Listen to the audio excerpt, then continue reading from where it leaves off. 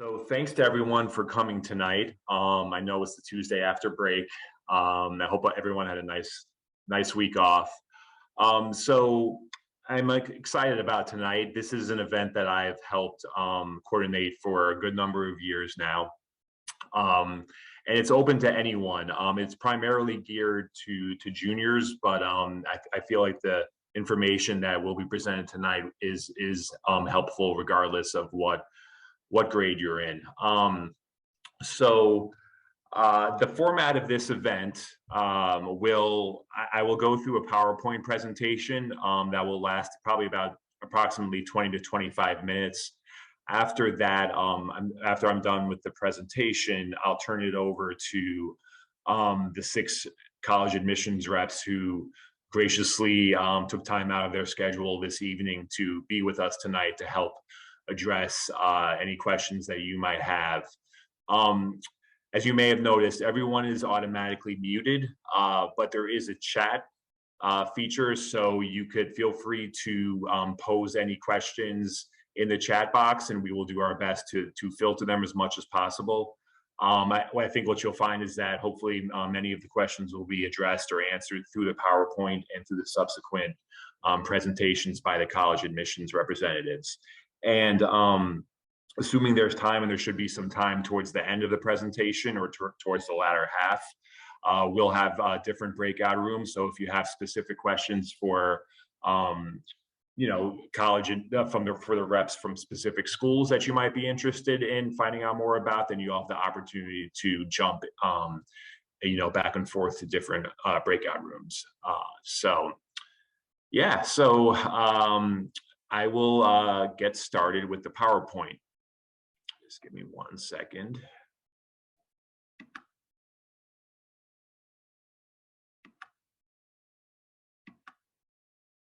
Okay, so everyone can see this, right? All right, so I'm going to start. Okay, so the purpose of tonight's event is to prepare you, meaning your parent or guardian, and your child for life after high school.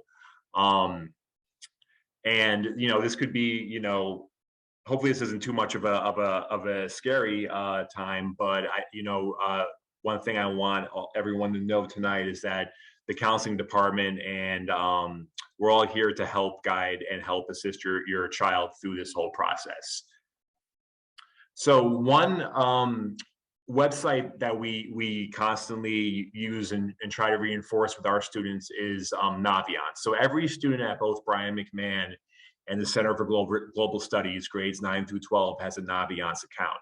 And Naviance is an online comprehensive tool that can be used to help students and parents through the whole post-secondary college and career planning process. There are so many different features of Naviance, too many actually to go through tonight, but students can take surveys on Naviance in various areas, such as their learning styles, their interests, their personality, and try to match some of those qualities to potential, post-secondary options. Students can conduct as early as 9th grade a college search. They could compare colleges and universities, regarding different factors. Students could also track application deadlines through Naviance. We have college representatives visit the high school in the fall to give presentations about their institutions, and those small group presentations are generally held in the school counseling office, and we post the dates and times of when those college rep visits will be occurring on Naviance, so students could sign up. Students would also need to eventually request teacher recommendations for college through Naviance. There's a scholarship search feature, and we use Naviance as a school counseling department to communicate various important things that we want students to be aware of. What this shows is a feature that Naviance has called a scattergram, where students can look up a college or university and look up certain information. So what this shows on the vertical axis is grade point average. On the horizontal axis is SAT score. So over the last few years, we've been gathering data for our graduates of where they've applied to and where they may have been accepted to. So all of the symbols on this scattergram correspond to an actual student from Brian McMahon High School who has applied to Fairfield University over the past few years. The green check marks correspond to students who were accepted to Fairfield University and had a specific with a specific GPA and test score. The X's are students that were not accepted, and then the purple circles were students that were waitlisted. And if they let us know, they may have been accepted or they may have not been accepted. So it helps students kind of gauge how they compare at any given point in time to other students from the same high school who maybe have been interested and applied to similar schools that the student is interested in. So this could help a student also gauge what category of school this school might college or university might be in, whether it might be a reach school, a safety school, or the like. So it's a helpful tool. Okay, so we always encourage students to come up with a prospective list of schools as early as sophomore year, or whenever they're thinking about the process. We always encourage students to figure out who they are in various capacities, their interests. Their interests might change. As a counselor, I could honestly say that many students' interests change from freshman all the way to senior year. So this is definitely a process throughout high school. I always try to communicate to students that the most selective college may not always be the best fit. There are so many colleges and universities out there. So it's important to think of, a variety of different factors. Generally as students help start to narrow down their list, they may find that there are certain schools that they might have a higher level of interest in than others. But maybe that might shift after a student does a little bit more research and or visits the college or universities that they might be interested in. That really does help many students kind of come up with their preferences. We in terms of admissions, we oftentimes like to categorize colleges or universities into different groups in terms of likelihood of acceptance. So you might have heard these terms before: a reach school, target school, or a likely or safety school. A reach school would just simply be a school that might be a little bit of a reach or difficult for a student to get into based on that institution's admissions criteria, GPA or standardized test score wise. Doesn't mean that a student cannot get in or should not apply. It's just that it might be a little difficult for that student. We always encourage students to balance the reach schools out with some target schools, or schools that a student might be right on target or might fall within the average range for the most part of where most students are that are accepted. It's not guaranteed. And then a safety or likely school would be a school where, perhaps the student's academic profile is considerably above the average of where most students fall who are accepted to that school. So we always try to encourage students to be realistic about the academic requirements for admission. As I mentioned before, a good way to narrow down a search is to go on in-person college visits and tours.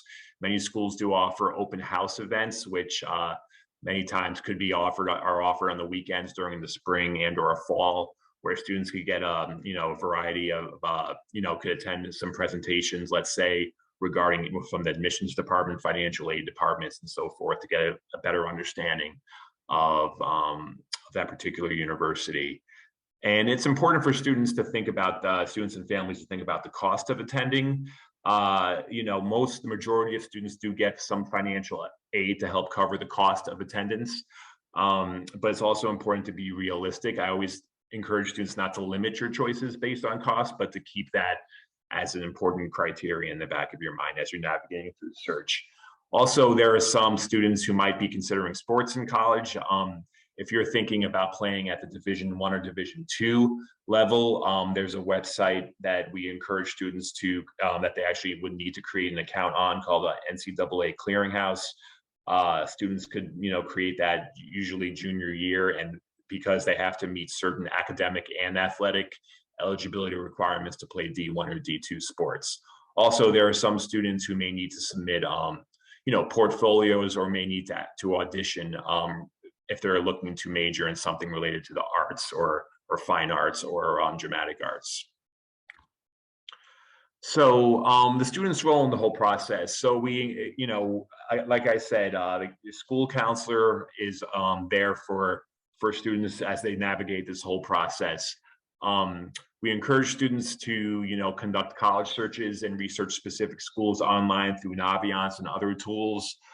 There's a neat feature where students can, as early as they want, create a colleges and thinking about list on Naviance, which is a prospective list of schools that they may be considering. We encourage students to look into taking the college entrance exams, the SAT and the ACT. You could even start as early as junior year to start thinking about your college essay, what you may want to write about. We encourage students to also familiarize themselves with the Common Application and Coalition application platforms, which I'll explain in a little bit. Also checking to see when supporting documentations or documents such as letters of recommendation, test scores, things like that need to be sent along with the application.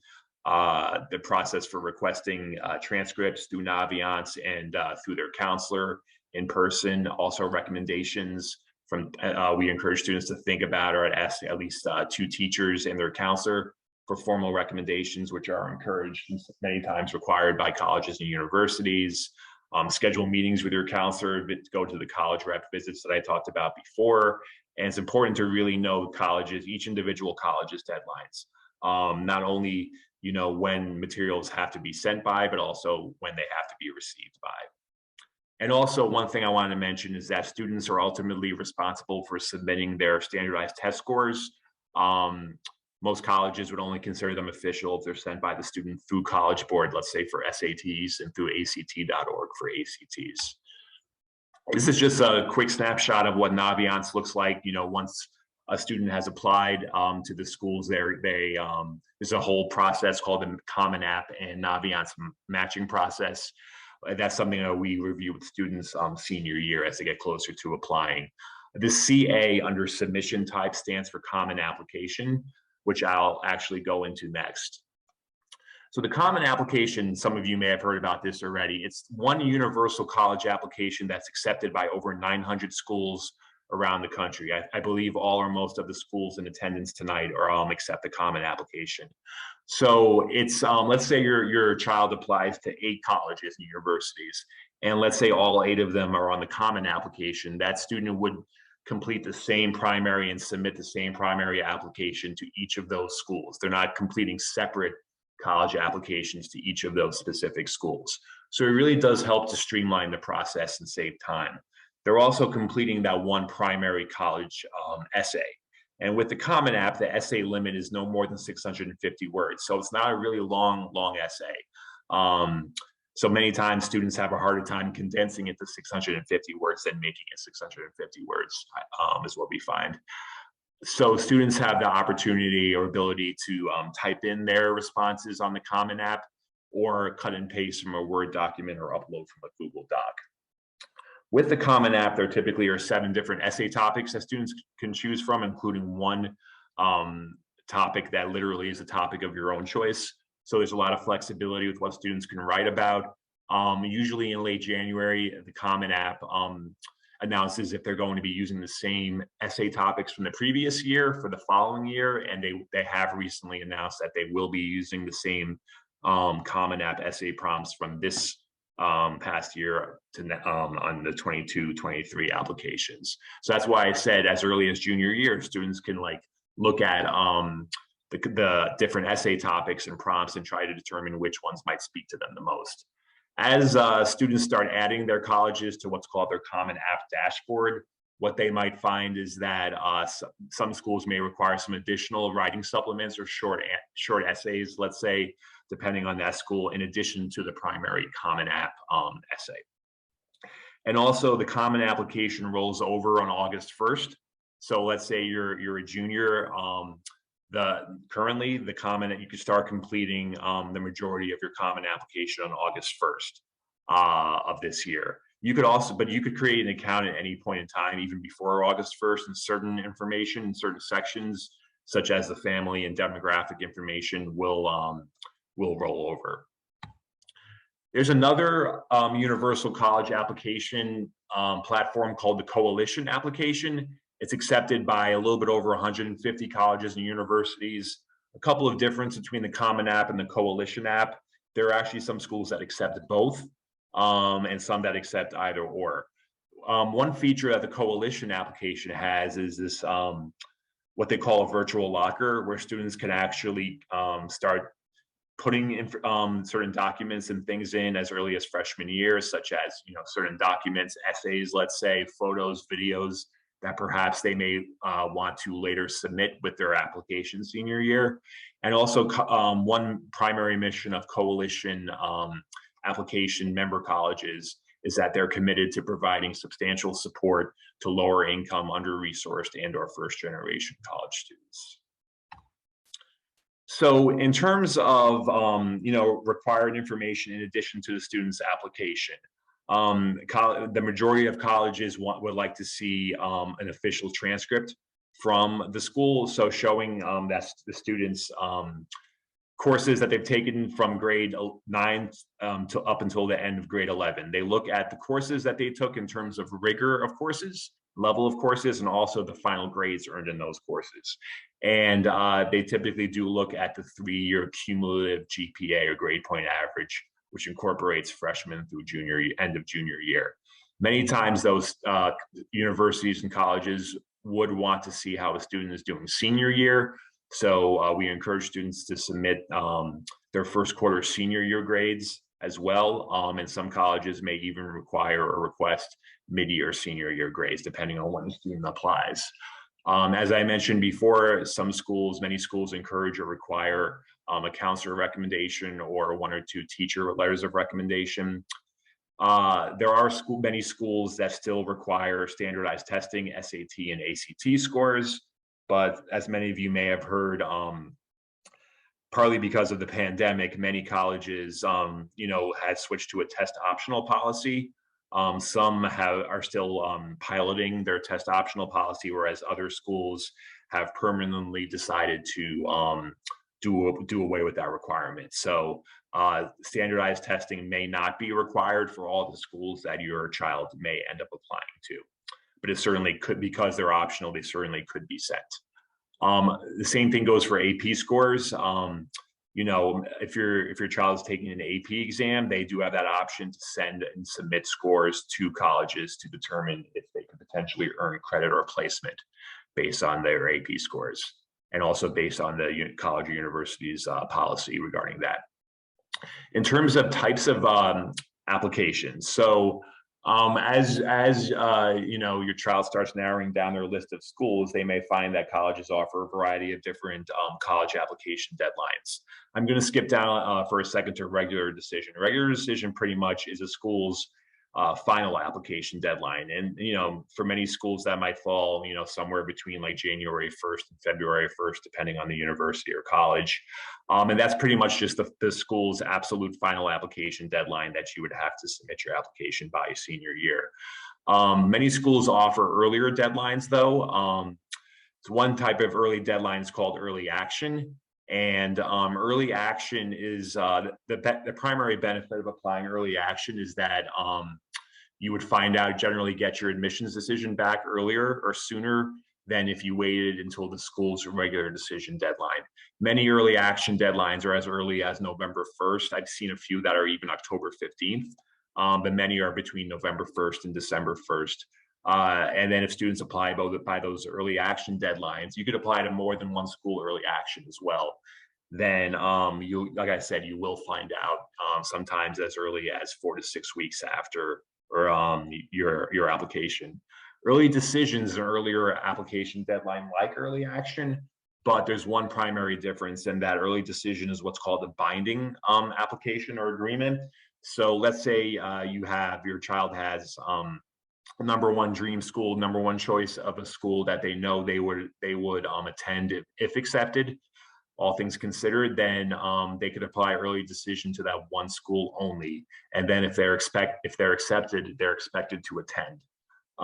So it is a binding agreement. So it's not something that every student does by any means, but it is something that is an option as well. There are some colleges that offer an early decision to deadline, which let's say you apply to early decision 1 and you're not accepted to that early decision school, then you might be able to apply to a later early decision 2 deadline, which many times could be, it's maybe sometime in January. And then you could see if you are accepted to that ED2 school. You just can't apply to 2 schools at once, to early decision, if that makes sense. And then rolling admission refers to a school that may not have a specific application deadline. They look at applications on a rolling basis, almost like first come, first serve, but I still encourage students to apply earlier rather than later for schools that offer or have rolling admission, because sometimes that could increase your chances of getting a spot if there's a high number of applications for that given year, and potentially could also help with financial aid. Just briefly review the standardized test, the 2 primary standardized college entrance exams. The SAT, as many of you know, stands for Scholastic Aptitude Test. It measures students' skills in reading, writing, and math. There's the critical reading and writing section, and then there's the math section. A maximum score of 800 per section, a minimum score of 200 per section. So maximum score, a composite score is 1600. The upcoming national test dates are for the SAT are June 4th, and it is offered at Brian McMahon on June 4th. These are all Saturday mornings. So if you like to take close to home and you live in Norwalk, you may want to consider registering for that soon. It is also going to be offered on August 27th and October 1st.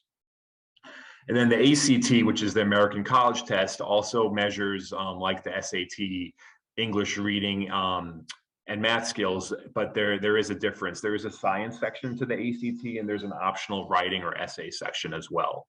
A possible 36 is the highest score, composite score that someone could earn on the ACT, and the composite score is an average of the 4 primary area scores. And the upcoming national ACT test dates are June 11th, July 16th, and September 10th. For the SAT, for June 4th, the registration, the deadline is May 5th. That's the regular registration deadline. May 25th is the late registration deadline, but keep in mind that if you register after May 5th, then you'll have to incur a late fee. The SAT is $55 when you register online. There is a late fee attached, as I said, if you register in that late registration window. If you qualify for free or reduced lunch, you are eligible for a fee waiver. So that's definitely something you want to talk to your counselor about. Same thing, similar with ACT, the registration deadlines are typically about a month or so prior to the national test date. The cost of the ACT without writing is $63. The ACT with writing is $88, and there are test waivers available for students who qualify for free or reduced lunch as well. And I'll finish off with just a few slides regarding financial aid. There will be upcoming events in the spring, and then again in the fall, we'll have some financial aid evening events. I will go more in depth into some of these topics. But when we talk about financial aid, there are 2 primary types of financial aid. There's what's called need-based financial aid and merit-based financial aid, and some that are combo of both. Some of you may have heard about something called the FAFSA, which is a web-based free application for federal student aid. And that's the primary need-based financial aid application that we encourage students to complete to be eligible for need-based financial aid, many times, which comes in the form of grants, maybe loans, and maybe work study. The FAFSA opens on October 1st. So if you're currently a junior, you could start completing the FAFSA as early as October 1st of your senior year. Schools have their own individual deadlines when they want you to complete the FAFSA by. You could apply, parents and students actually have to apply for what's called an FSA ID separately. And that's pretty much your FAFSA login. But that's something you could do before October 1st. We also have Ms. Shelley, who works at Norwalk Community College's financial aid office, that she makes herself available in the fall and early spring to meet with students and parents who have some questions about how to complete the FAFSA. So she's definitely a good resource, and we encourage students to take advantage of that resource in the fall. There is another need-based financial aid application that is called the CSS profile that is also web-based. It's not required or necessary for all colleges and universities, some private universities may want you to complete the profile in addition to the FAFSA to receive even more in-depth financial information to potentially award what's called more need-based institutional aid from those from those private universities. And again, it's in addition to the FAFSA, and it's not used at all universities. There is a fee associated with the CSS profile, unlike the FAFSA. But if your if your child qualifies for free reduced lunch, you could get that fee waived as well. On the Brian McMahon website and also on Naviance, we have a variety of different links to financial aid websites. Scholarships are the primary source of what we call merit-based financial aid. And there are many different scholarship websites out there. There is also a list, as I mentioned, on Naviance of more local-based scholarships. Many times scholarships look at things like a student's GPA, potentially community service, a lot of other criteria. So we always encourage students to apply to as many private scholarships as they're eligible for. There's no limit to how many private scholarships you could apply for. Any money you would get would go towards the cost of the tuition, whatever school you decide to attend. And colleges themselves, when they accept students, might also automatically offer scholarships. So that's just something to keep in mind as well. Just a little bit about undocumented students that are eligible for in-state tuition at the Connecticut public universities, which include UConn and then Eastern, Central, Southern, and WestConn, and all of the community colleges in Connecticut. So to be eligible for in-state tuition at a state institution, students are required to complete something called the status acknowledgement form, indicating that they're currently a resident of Connecticut, have attended at least 2 years of high school in Connecticut, and will graduate from a Connecticut high school. Institutional financial aid at these universities is awarded based on financial need and fund availability. Undocumented students must also meet these additional eligibility requirements. Again, as I mentioned, must be classified as an in-state student for tuition purposes, must be eventually accepted into a degree or eligible certificate program. And then once they're attending that university, must be meeting something called the satisfactory academic progress policy at the attending institution to be considered, for a continuous receipt of that financial aid. And then in addition, must meet any priority deadline or requirements published by the attending institution related to the receipt of institutional financial aid. And Connecticut Students for a Dream is a really awesome Connecticut-based organization that is a youth-led statewide network. They're a group that helps undocumented youth through advocacy in a lot of other areas, particularly in regards to the whole, college application and financial aid process. They also offer scholarships for students who are thinking of applying to college, and the link to their website is listed below, along with some other helpful websites as well. So that pretty much concludes this portion of the presentation. So if there are any questions, we could address them, but I like to also make sure we have enough time for our college representatives to present as well. So I think what I'll do is maybe go into introductions for our college admissions representatives, and then I'll start posing some questions, and then feel free, please, to anyone in attendance to type in any questions you may have in the chat box, and we will try to get to as many of them as possible. And as I mentioned, there'll be the opportunity for breakout sessions after we conclude this part of the presentation. So, all right.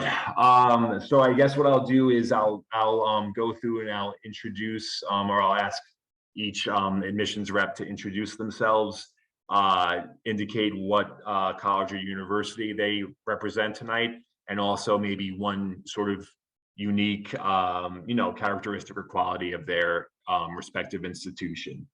So I'll start with Lauren, and I just want to thank Lauren as well too for graciously hosting the event tonight through Stony Brook University. My pleasure. Thanks, John. Hi, everyone. My name is Lauren Sangemino. I'm an assistant director of admissions at Stony Brook University. A unique thing about Stony Brook is we just had our Roth Pond Regatta. This happens every year where students and faculty and staff they get together and they build boats out of cardboard, duct tape, and paint, and they race them across our Roth Pond. Some get a little soggy and sink, some make it or cost, but that's kind of all part of the fun of it. Awesome, thank you. Paul? Good evening, everyone. My name is Paul Ostick, Senior Admission Officer at the University of Connecticut. I think a fun fact about UConn is while we have 5 campuses, our main campus is located up in Storrs, Connecticut. And I'm right now, virtually standing in front of our UConn Dairy Bar, where we actually, and I say we as if I help, I just help in the eating process, but we make ice cream with the dairy from the cows on campus, and it is fantastic. So I highly recommend, if you're in the area or on campus for a tour, make sure you stop by the dairy bar. I would second that. Noble?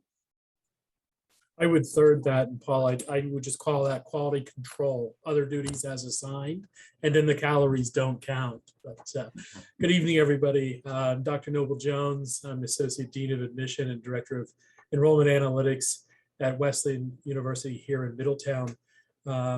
Not a unique fact, but an uncommon one in American higher education. We have an open curriculum here that's quite popular with students and might have a lot of folks on the screen interested. There are no requirements, and students really choose their pathway and have quite 2 years to declare their major. So thanks for being here tonight. Great, thank you. Greg?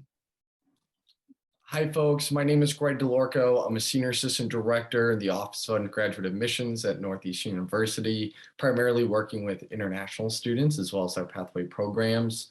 I think for Northeastern, I'll talk about our focus on experiential learning just quickly.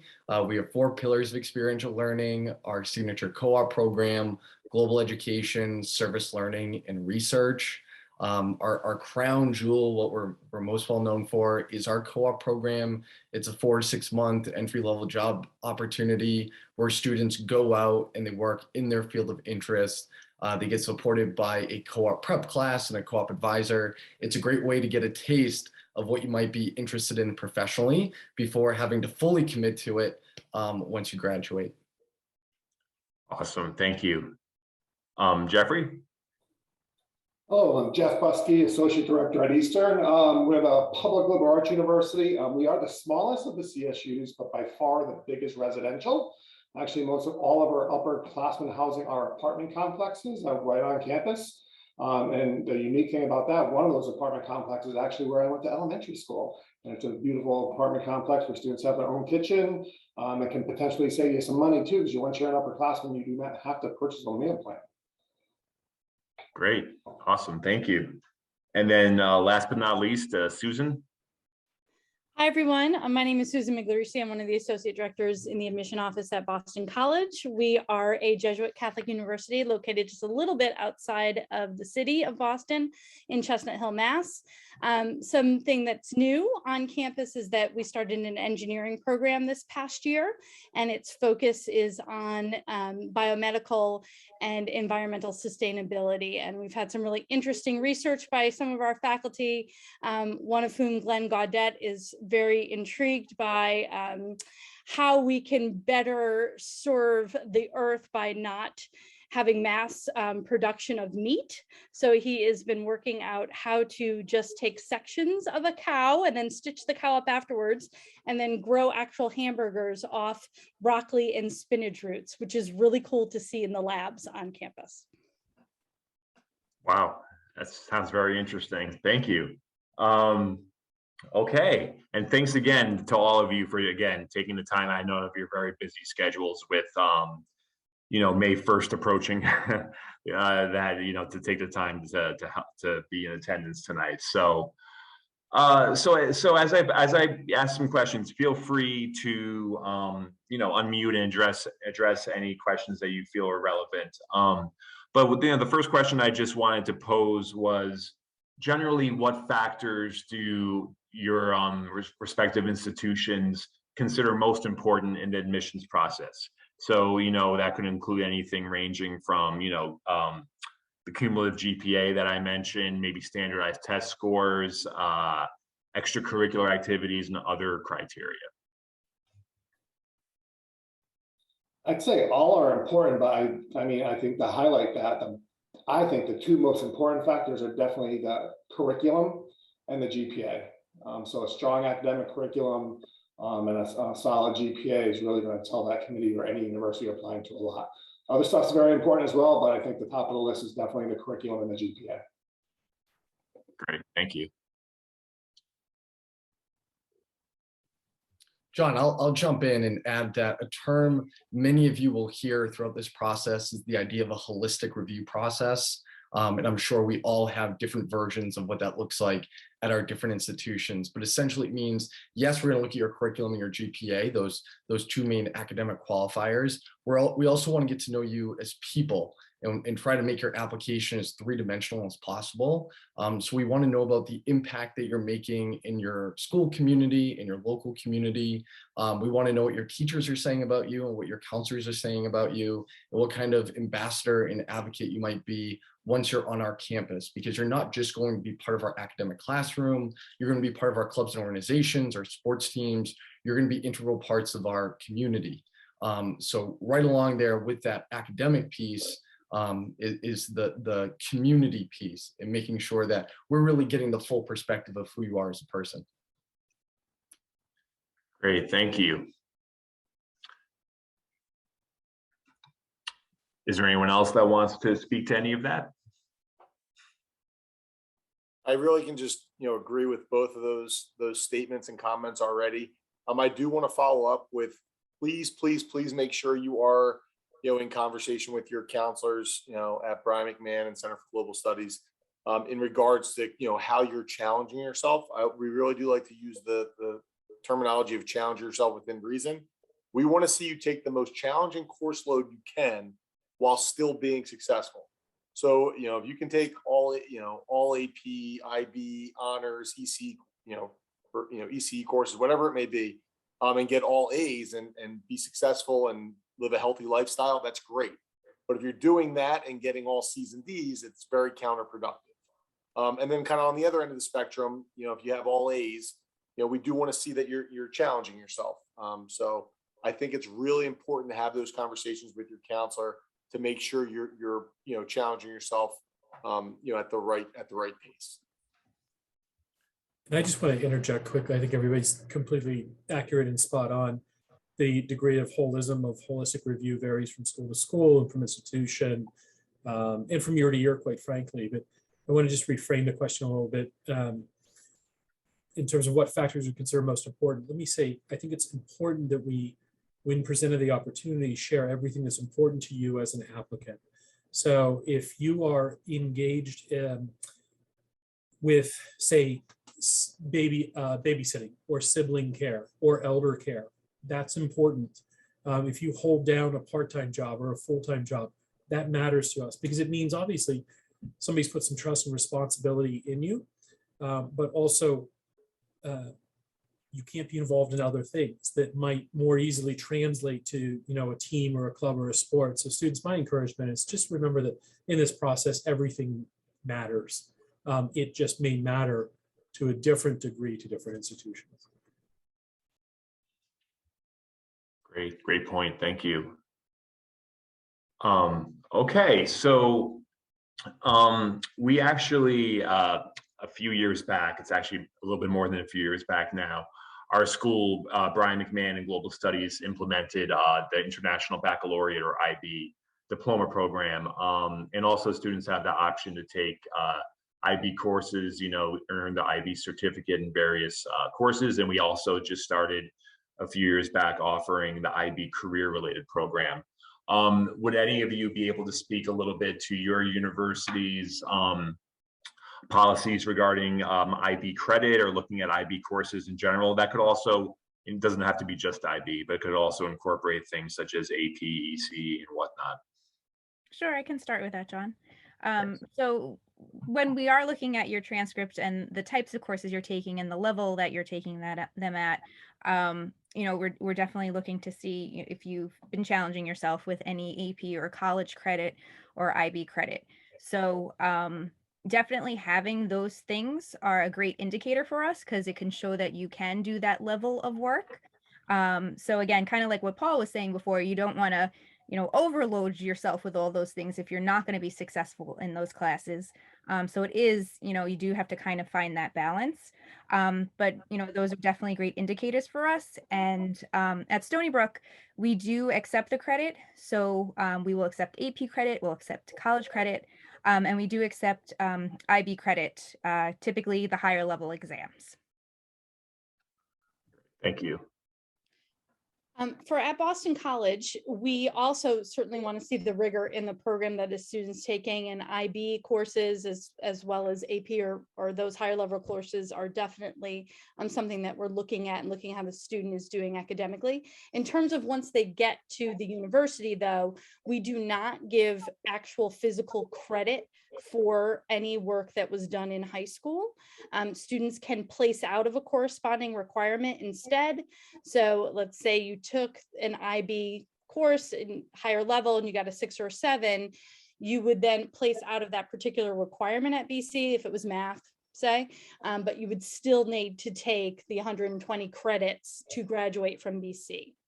But not, you know, all schools do these things differently, and you're going to hear us all say that it depends on the school.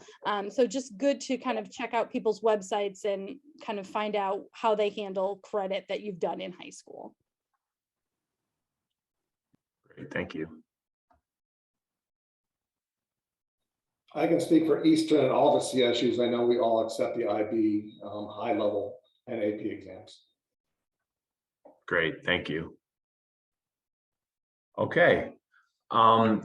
Could any of you or some of you comment on the impact that you've seen just in regards to the last couple of years of the pandemic in regards to the whole, you know, college admissions process?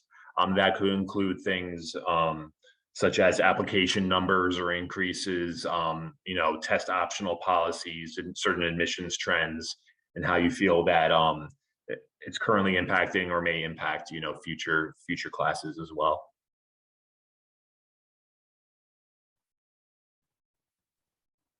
I know it's a complex question. I'm happy to jump in here. I think we're in a dominant conversation anyway. By saying in terms of test optional, SAT, ACT, we've been test optional since 2014, so we were comfortable in this space. We did see a higher percentage of the class apply without test scores, and that followed through in terms of the percentage admitted and matriculating students. Then this year, interestingly enough, well, really just a sort of an average of pre-pandemic and pandemic percentage of the class submitting.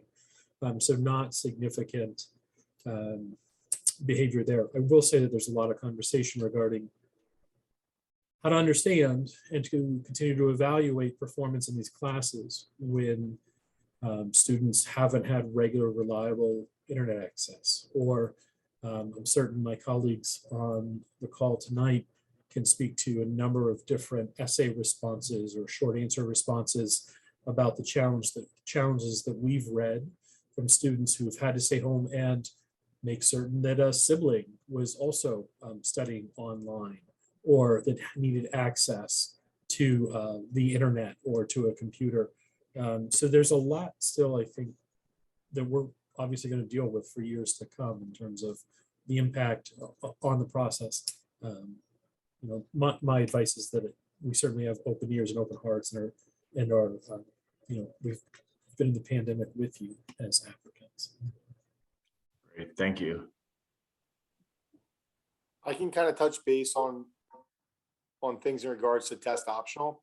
You know, there were some institutions that had already been test optional prior to COVID-19. UConn, after, you know, the pandemic started and students weren't able to take the test in person, we then went to a 3-year test optional trial. This past year was the 2nd year. So any juniors, current juniors who will be seniors next year, you will still be able to apply test optional. if you're a sophomore, freshman, whatever, I think you will be. I don't know if we're gonna go back to, the way life was before in terms of test optional at UConn. I expect it'll stay the same, but that's not my decision. They're looking at all the data. But I do think it allowed students to really show themselves in the best light, which then increased the number of applications we received. So this year we had over 40,000 applications, which created just a more competitive atmosphere during the review process. I will say students, need to decide what they're going to do when they're applying. They can always change it. But we think if you're comfortable and you like your test score, send them in. If you think it shows you in a great light, if you don't, then don't send it in. You're going to be reviewed holistically, as we said before, with the information we have at hand. So I think that's one thing that has really made an impact, at least at UConn. And I know a lot of other institutions, we went test optional due to COVID, or partially. And just to kind of piggyback off the test optional piece of all of this, because I do think it's added some angst for families. It was one thing in the pandemic when you couldn't get a test. So of course you're going to be test optional. Now you can, you're not sure whether or not you should submit and to which schools you should submit to. And exactly like Paul said, you obviously have to trust yourself, but also work with your guidance counselors. They know all the institutions out there and how it's all working. But I also really encourage families to feel empowered to ask universities questions when they're visiting the campuses. Ask how many students, exactly what Noble said, how many students actually submitted tests in the applicant pool, how many of those were admitted with tests, without tests, and how many of the incoming class enrolled with or without tests. I just think it's good information and data for you to have, and you should not feel uncomfortable asking schools those kinds of questions. Yeah, that's a good point. I always encourage students to ask, when in doubt, ask questions, reach out to admissions reps, admissions office at the schools, because you might, every school is different. But yeah, no, I know I definitely get asked that. I think most counselors these days get asked that question: is it beneficial for me to send my scores or not, depending on the school? So it's very helpful. One question I received in the chat was actually specific to the college essay. This is a good question. A student was asking, when writing the college essay, like let's say for the common application, would you say it's beneficial to choose a given essay topic, or do you feel it's more beneficial for a student to create their own topic, or is there a significant difference between those two options? Anyone could answer. I'll jump in quickly. I think the great part about the essay portion of the application is there is no right answer and there's no right way to attack it. It's an opportunity to let your personality show, to obviously let your communication and writing skills show, but really the essay is what you make of it. And it's an opportunity to be creative. So I would not, for me, I wouldn't lean in either direction. I was going to say that ultimately you should pick whatever you're interested in. So if one of the topics is really interesting to you, then go ahead and do that. But if they're not really speaking to you and you feel like there's something else that you want to express, then go ahead and do that. Because some of the best essays I've read are the ones that are just, just an interest that the student has and the way they convey themselves in that essay. So if you write about something that's interesting to you, then it will be interesting to us. Great, thank you.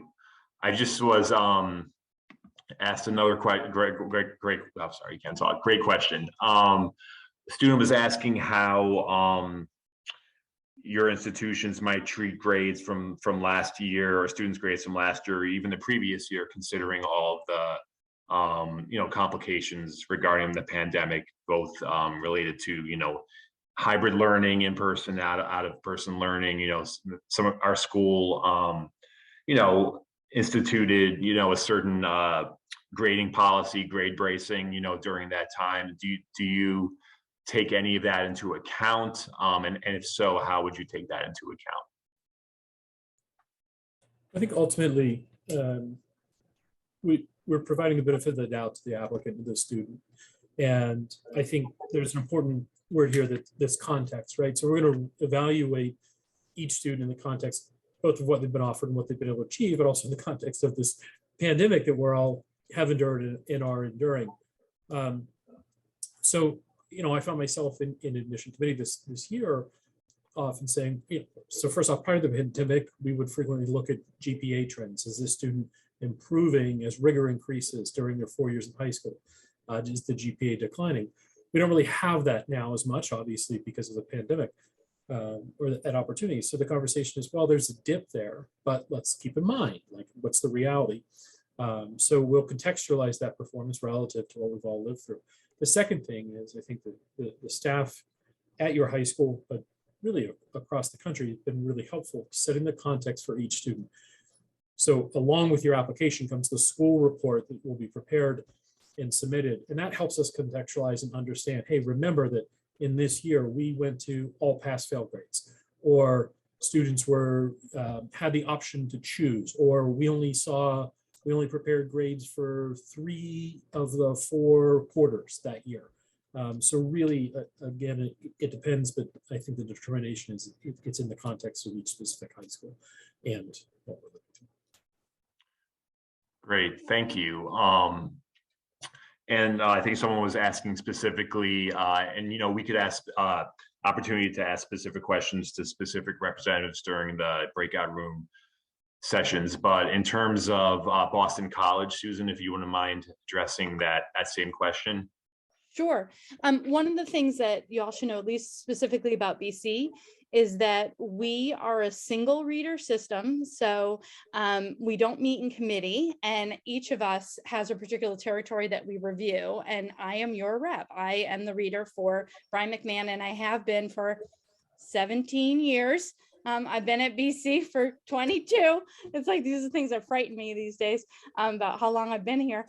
But I hope that gives you a little bit of peace of mind that I know the high school in and out.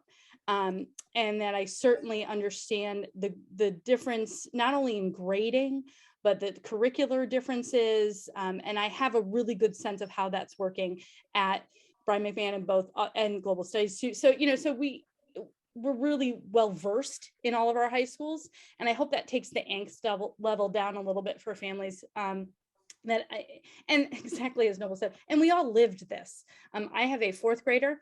She was in 3rd grade last year, and we were fully remote through March. So, you know, I heard 3rd grade on the computer all year, and completely understand what everybody's been through and take that all into consideration as I'm seeing grades and curricular choices throughout that time. Great, thank you.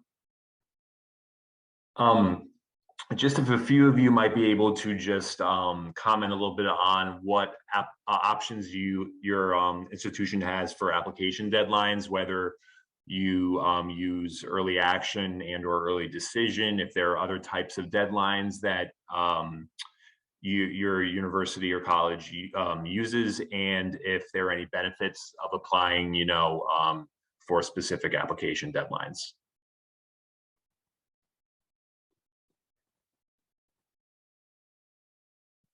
So at UConn, we are regular decision. But one thing I would encourage, which was already part of the presentation, obviously all schools have different dates and deadlines, so you need to be aware of that, be organized during that process. But we're regular decision, which means our hard deadline for the Storrs campus is January 15th. Although we do have what we call a December 1st priority consideration deadline for merit scholarships in the honors program. If you apply before January 15th, you know, right before then, you'll still be considered. But again, it's a priority consideration before December 1st. Now, it's important to understand you need to not just apply before the deadline, but have a complete file. So that means you're applying, you are, you know, having a transcript sent in, or, you know, next year we were optional this past year, but next year it's going to be required to use the SRAR, self-reported academic record. Again, we can go into all this stuff later, but we are a regular decision. And those, you know, December 1st and January 15th are hard deadlines. We also want your your FAFSA by February 15th, so that we can get you a decision with on-time applicants, a decision with their financial aid package.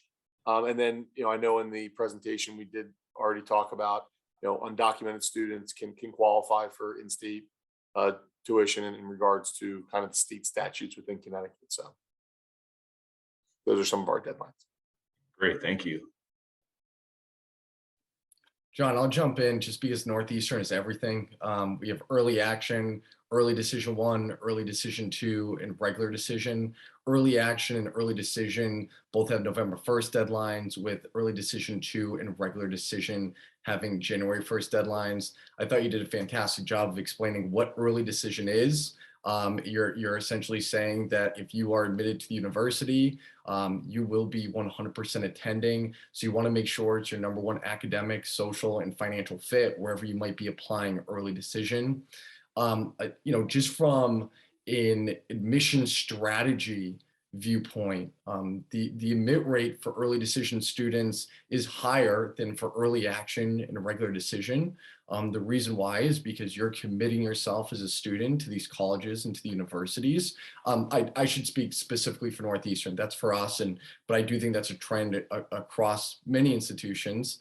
But again, it's important that when you're applying early decision, you're doing so understanding what commitment you're making, especially from a financial standpoint, because the drawback is you don't have an opportunity to shop, right? Your best financial aid offers and your best merit scholarship offers. You are committed to that university. So I would just encourage weighing the pros and the cons, because it's a right fit for many students, but you have to make sure that all of those things are the number 1 choice when you're considering your schools.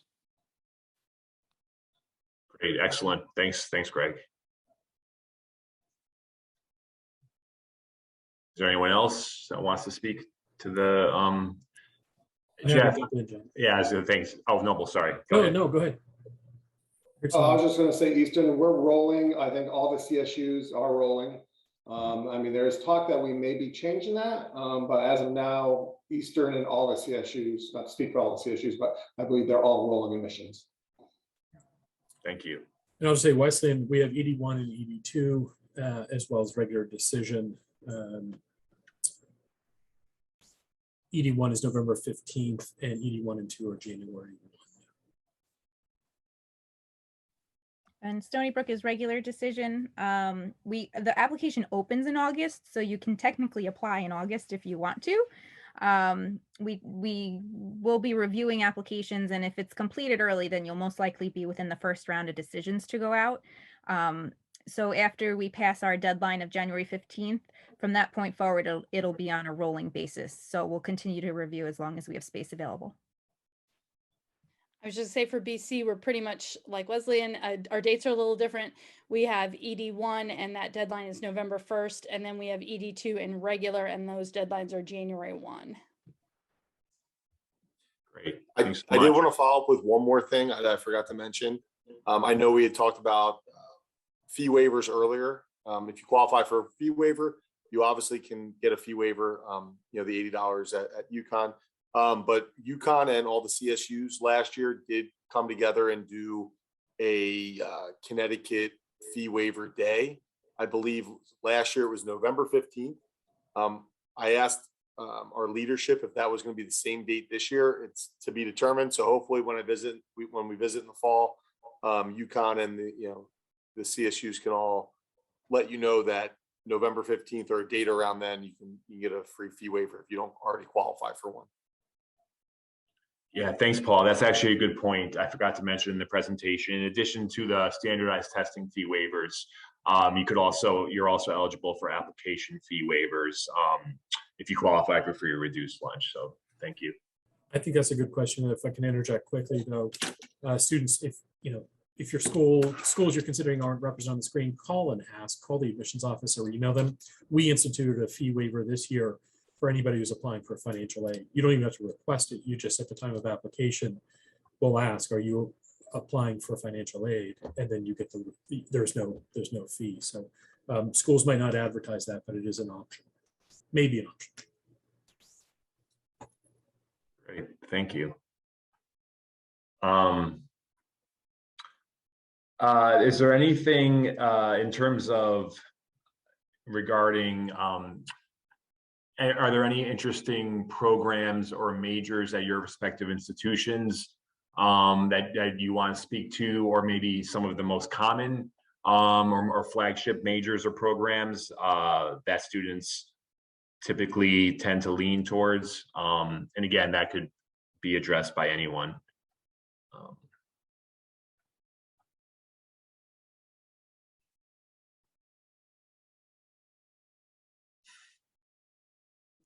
I already talked about engineering, so I feel like I already said what I had to say about new and interesting at BC, but just quickly, we have 4 undergraduate divisions.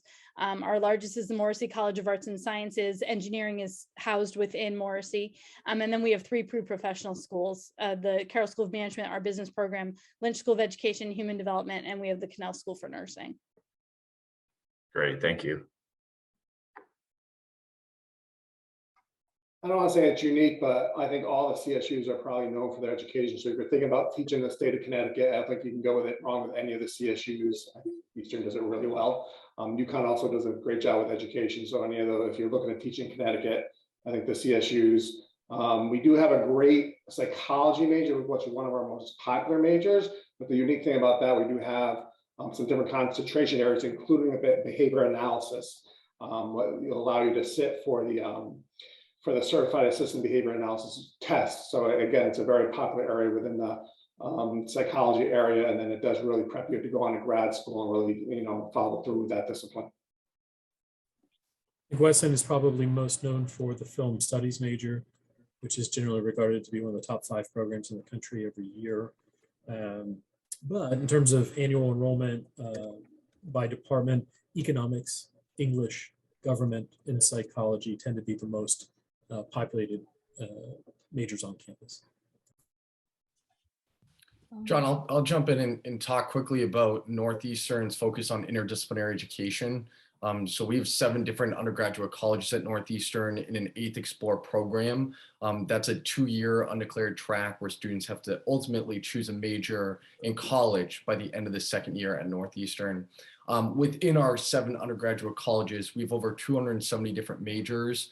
What I want to focus on is our combined majors. It's where students can pair 2 different majors, blend them together. It's really personalized and unique based off your interest.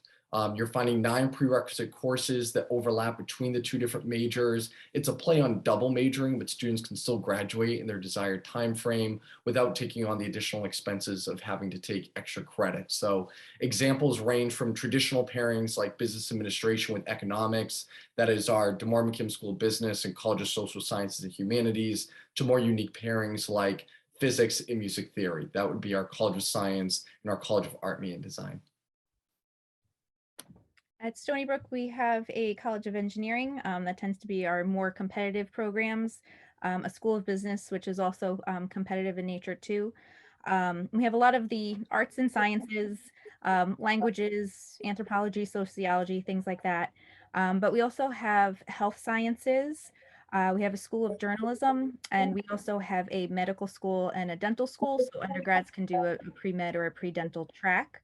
And we even have some combined programs where they can be admitted coming in as freshmen. Great, thank you. At UConn, I would say we have some of our larger, more popular majors, such as biological science, psychological science, and then some of our schools and majors that are maybe a little bit smaller. School of Nursing, we typically enroll about 105 students, direct entry. We have a School of Fine Arts where students will need to do a audition or a portfolio to be in addition to their application process. NEAG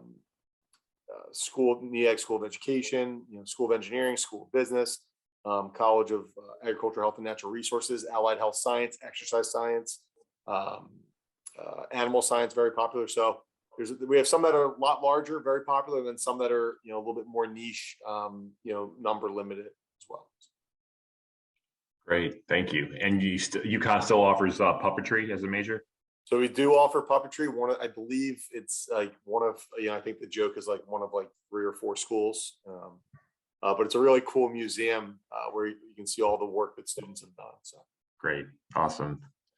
There are a couple of questions in the chat that I just want to reach, and then I'm thinking maybe after that we could try break out into the different breakout sessions so that perhaps students and families could ask more specific questions. One question was, how does course selection, I know we might have approached this topic a little bit before, how does the students' course selection in high school, from starting in grade 9, how could that potentially impact your chance of getting into the colleges, or even regarding a particular major, such as, taking classes, taking AP, IB courses and so forth? I think one of the things to kind of understand about just in general about the admission process is that we're looking for good academic fits for our particular institution. And the institution that I work for is very liberal arts oriented, even if you've been known since birth you want to be a nurse. And very cross-disciplinary in nature, as we were talking about with Northeastern. So it isn't just like that you're taking the most rigorous courses available to you. That is absolutely baseline important to me. But when I'm making the admission decisions, I'm really looking at how are you as a student matching with who we are as an institution. Almost everybody who applies to BC can do the work. It isn't about can you do the work. It is about, are you going to thrive and really buy into kind of this very specific kind of mission-driven institution that we are. That we see your education should be more than just about going off and getting a job, which our students do, but we really look at it as kind of working toward the common good and using your intellect and your whole being to work toward making the world a much better place than it is. So I'm looking for that kind of stuff in your curriculum and in your application, and how does that really mesh with who we are? So I'm not just counting how many APs you take.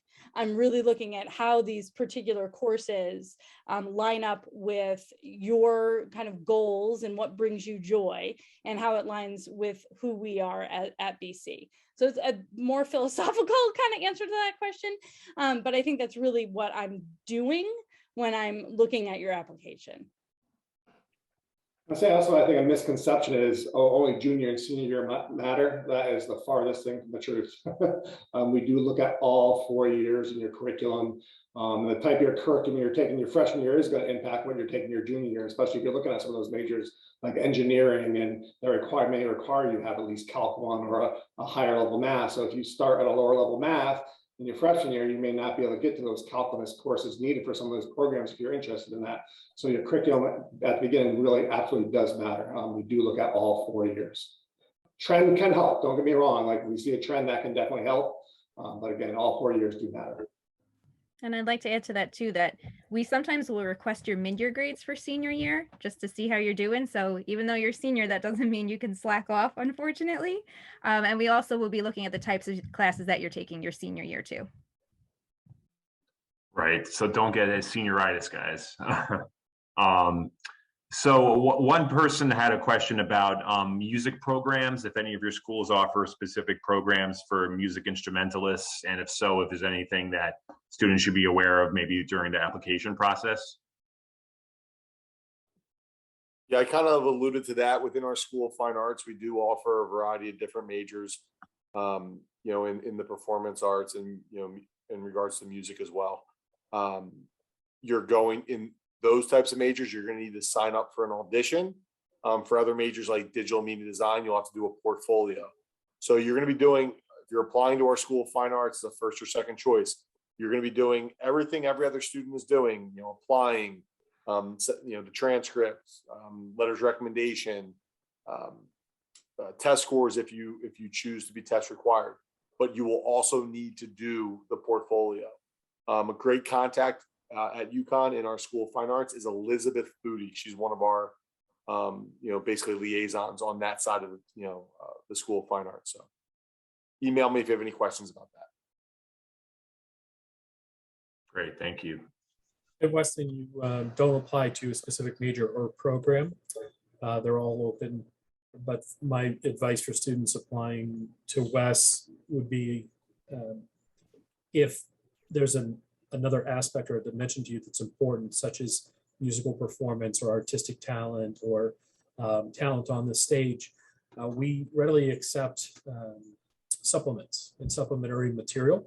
And we actually kind of shop that material out to our faculty members and work in concert with them. They'll evaluate it and they'll get it back. They'll get recommendations back to us, and then we can factor that into our decisions accordingly. Great, thank you.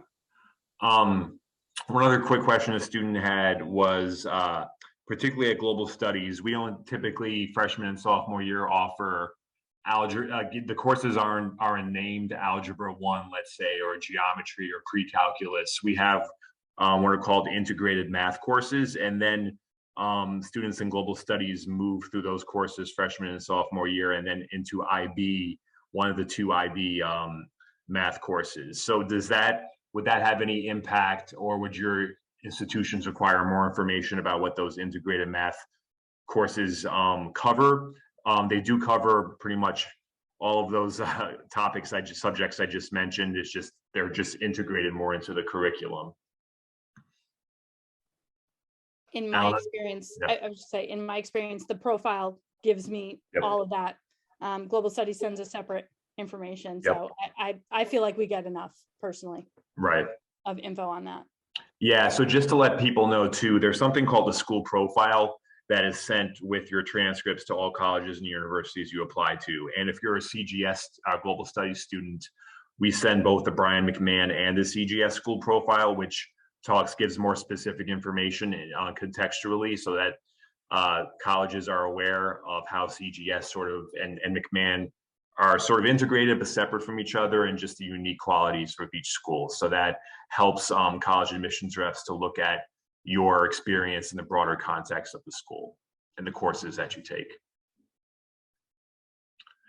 So I want to make sure we have enough time so that students are able to, ask or go into the breakout sessions and ask individual questions. I just might finish this part of the night with just asking one or two of you if you have any final, words of advice, or what's like one important piece of advice that you would maybe give students who are about to navigate through this whole process.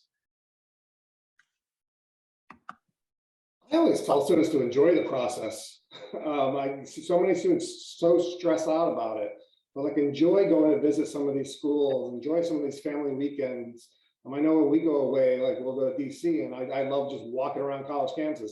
So yes, it can be a stressful process, but enjoy some of it. Enjoy seeing these schools. And then once you make that final decision, go for it. Time management, being proactive, and, just surrounding yourself with great people. No matter if you do those three things well, no matter what decision you make, it's going to be the right decision.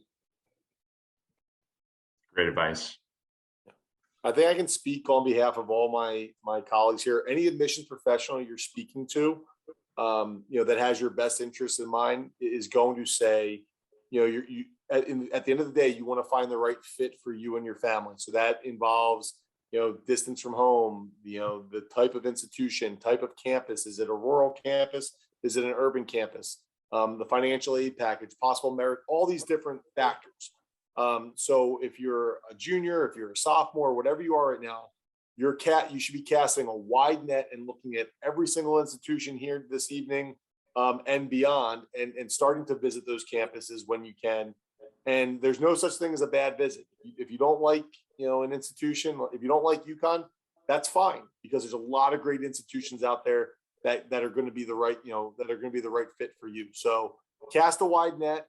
Don't close any doors right now early in the process, so that when you do get to senior year and you're applying to schools, you find that 5 or 6 schools that you're going to be applying or less. Don't be applying to 20 schools. Mr. Casaluzzo is going to be very upset if you do that. So again, open up every door, explore everything, utilize our websites, utilize all the different virtual experiences that we are usually providing due to COVID, and visit campuses, and good luck. Find that right fit for you. Great, thank you. All right, so I think now is a good time to maybe separate out into the various breakout rooms, and again, students and parents, feel free to jump back and forth. We do have a hard stop of 8 o'clock, just to respect the admissions reps time tonight, but feel free to ask any relevant questions that you have on your mind. And I'll stay in the main session as well to see if anyone else has any general questions.